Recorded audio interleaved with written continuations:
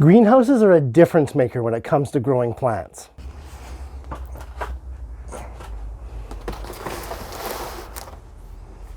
There's a couple of reasons why, which we'll get into later. But if you wanted to grow massive amounts of veg at an accelerated rate, the environment within a greenhouse is the place to be. No doubt they can be expensive, take up a fair amount of space. And for apartment or condo growers, well, let's just say that not everybody can have them, unfortunately. Or can they? What if I told you that no matter how much money, space, or building expertise that you possess, you could still enjoy the benefits of what a greenhouse brings to the table using a simple pop bottle?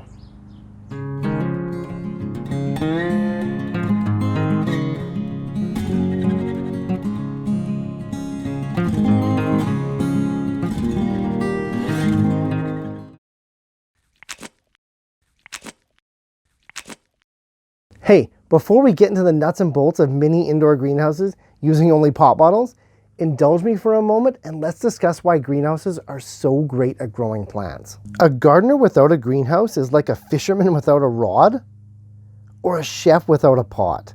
Okay, obviously a bit of an exaggeration, and you can grow epic bounty with or without a greenhouse, no question. But what is this perfect storm of conditions that a greenhouse provides that allows these plants to flourish so well?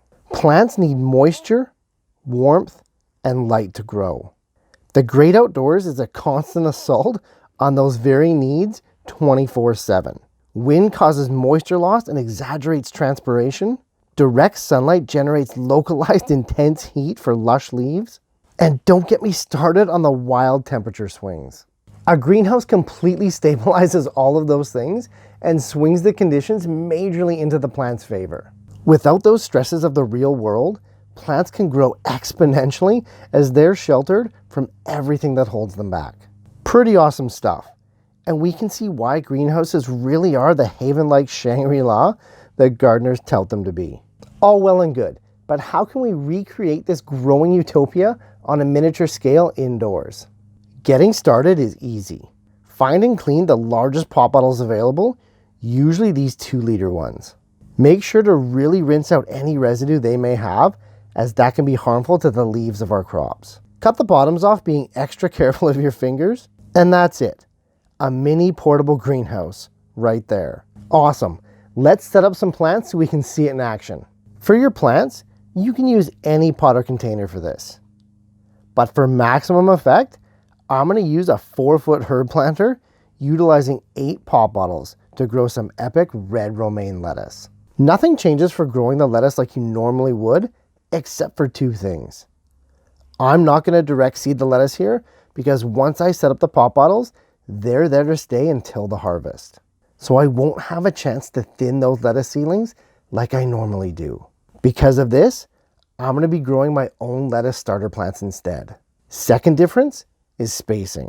Big heads of romaine need at least 8 inches or more of space in between each other. Because mine will hopefully be self-contained in their own little personal greenhouse, I can really tighten up that spacing to just the circumference of the pop bottle itself. Easy stuff. Okay, so let's make some lettuce plugs. Transplanting lettuce is tricky business, even at the best of times. But add in a fast-growing, indoor, lush, cultivated variety that prefers to be upright means the hands-off approach is what's needed. Biodegradable pots that can be planted as is are just what the doctor ordered. And you can make your own with just a simple paper towel roll. Cut your rolls into 4-inch lengths and then make 4 half-inch slits on the bottom. Fold those bottom tabs in, and we've just made a perfect biodegradable mini pot for free. I need 8 romaine plants, so I'm going to make 12 of these guys to make sure I have extra just in case of any plant disasters.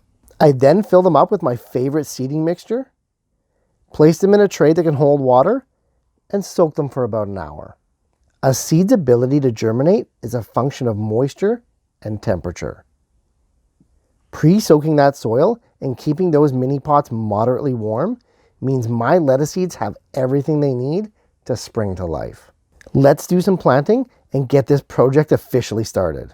I make a small depression in each mini pot and place 3 to 4 lettuce seeds inside. Close up the holes and check back in a few days. Literally millions of seeds later, this still amazes me. Less than a week has gone by and we already have baby lettuces coming up. Anywhere from 1 to 2 to 3, even all 4 seeds sprouting in each pot. After about 8 or 9 days, the strongest specimens really begin to reveal themselves. Time for some intense microsurgery. At this point, we need to trim the plants down to a single plant per mini pot. Definitely don't pull these guys out.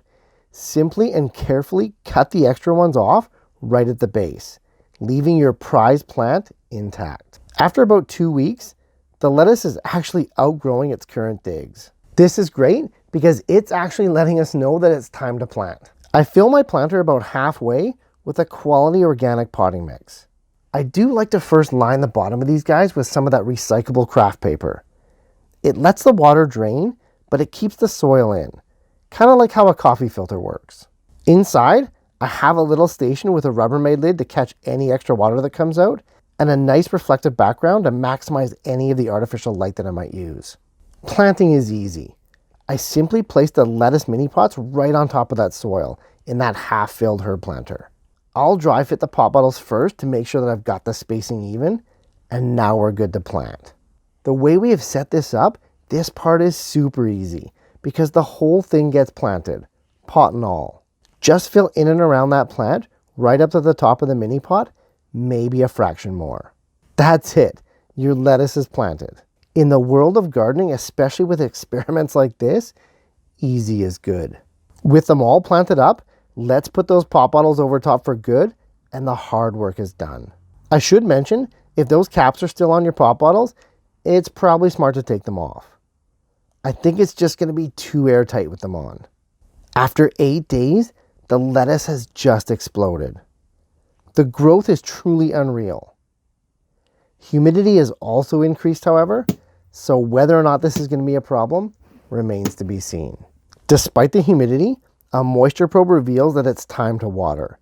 This is about 16 days after planting, so it's kind of to be expected. I add about 2 liters of water, which isn't very much for a planter of this size. Too dry is often better than too wet, especially in the world of indoor gardening. Peeking inside, we can also see the lettuce begin to turn that lovely shade of purpley burgundy red. Love it. At day 21, the lettuce looks amazing. The humidity is still jacked, but it's yet to become an issue. At the same time, I've simultaneously been growing a second planter. Identical in size and construction, this time in a south-facing window, slightly cooler conditions, but more real light. Not surprisingly, humming along just as nice. The plants look amazing at just under 4 weeks of growth. At day 29, I think the lettuce has just about outgrown the experiment. I think at this point we should remove the pot bottles and see exactly what we've grown inside. The moment of truth, here we go. My prediction is that the lettuce is going to be quite lush and probably just flop around everywhere. Fingers crossed.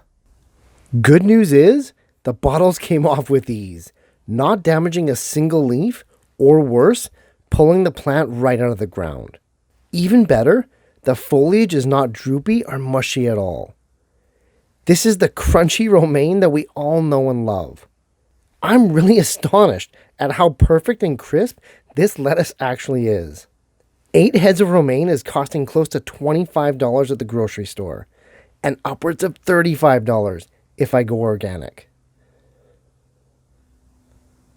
Honestly, I may have a hard time going back to growing lettuce normally ever again. Well, it just goes to show you, you don't need thousands of dollars for a greenhouse to enjoy greenhouse-grown veggies. I do a materials list, but really, all you need is your plants and a pot bottle. All in all, this mini 8x setup cost me 8 multiplied by 20 cents, $1.60. Add in about 20 minutes of my time, and it was about one of the easiest crops I've ever grown. The thing that I'm most excited about is what other crops can I grow using this setup. I really feel like the options are limitless. Hey, if you have any ideas of what I should grow next like this, or what you'd like to see me try, leave it in the comments down below.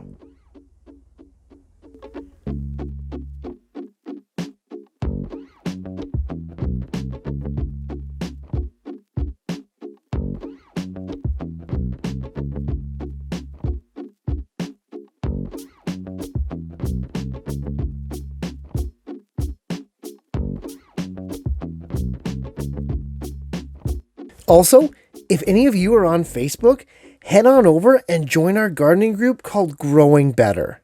The group has grown phenomenally fast, yet it will never lose its sense of community or its welcoming feel.